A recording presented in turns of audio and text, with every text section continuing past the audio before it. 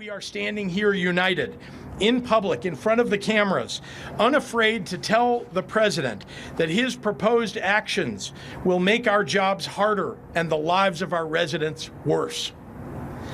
Earlier today in the Oval Office, Donald Trump looked at the assembled cameras and asked for me personally to say, "Mr. President, can you do us the honor of protecting our city?"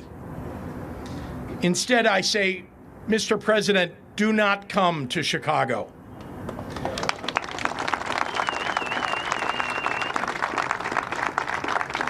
You are neither wanted here nor needed here. You sure about that? It's just gone from bad to worse to disaster. No one really feels safe. It's impossible to feel safe in a city like this, especially with the leadership we have. These kids are carrying guns like around the ages of 8 years old, and they're killing other 8-year-old kids with guns. It's insane. My opinion, not enough police officers. The police officers' hands are tied. So the police is really unappreciative for offhand under Brandon Johnson, Lori Lightfoot, J.B. Pritzker.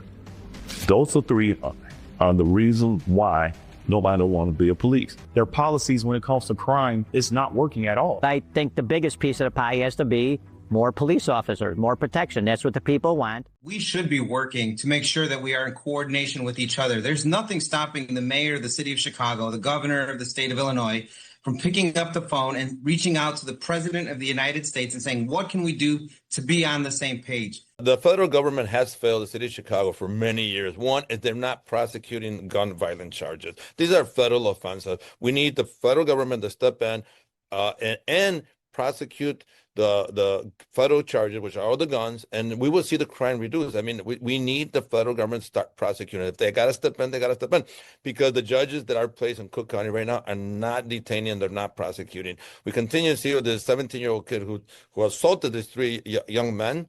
He's got a history, and I know he's a juvenile, but he has a history. He's been on the street. People recognize him. He's very dangerous, and they continue to release people. If you go back when Kim Foxx was the prosecutor, she released over 9,000 people out of Cook County Jail. That only made it worse for the city of Chicago. We're trying to take our city back, but we need the help from the federal government to step in, prosecute them, have federal judges lock up these repeat violent offenders, to put every child at risk. South Side, I mean, it's been rough. So you see a lot of crazy stuff. I mean, I remember being in the Family Dollar store that got robbed. You know, they kick in the door, they say, "Everybody get down," people are screaming. And I was only 12 years old, you know? And this kind of stuff, it happens all the time. But a lot of people who don't live in these areas, they don't get to see it. We should all be looking to continuously decrease the amount of victims in our city and in our state. And instead, we're getting into this tit-for-tat social media back and forth nonsense, which is only putting the people of Chicago and the people of Illinois in the middle, in the crosshairs of the criminals who are going to use this time to exploit and go crazy, as we're continuing to see this weekend, where we've had multiple mass shootings, multiple victims, and no one wants to talk about them. I hear the governor talking about an invasion, an insurrection. I hear the mayor writing useless orders against the federal government. But what no one is talking about is, if our crime stats are decreasing, why can't we push with Donald Trump's help and decrease them even more? How many victims are we comfortable with? Because that's ultimately the subtext of what the mayor and the governor are saying, is that we are comfortable with the amount of victims we have right now. We don't need to improve on our numbers any further than that.